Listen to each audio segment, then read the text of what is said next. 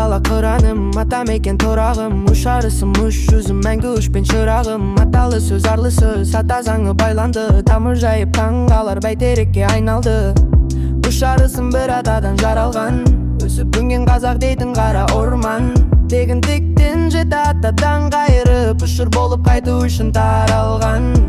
Ақ арысым ақиқатқа жақ болсын, бек арысым бекем сөйлеп бек болсын.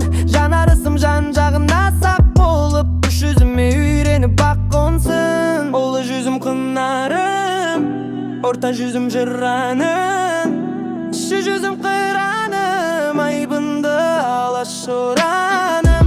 Олы жүзім құнарым, орта жүзім жыраным, кіші жүзім қыраным, айбынды алашораным.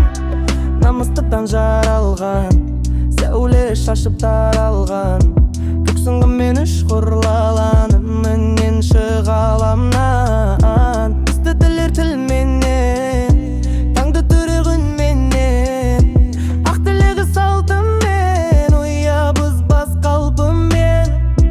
Қазақтың үш жүздеген баламасы, шайқаған бір ананың шаранасы.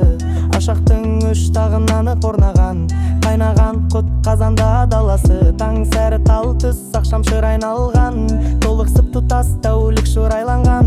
Қауға қалам найзаны қатар ұстап, өзгелердің қарамысын қайтарған. Олы жүзім құнарым, орта жүзім жыраным, кіші жүзім қыраным, айбынды алашораным.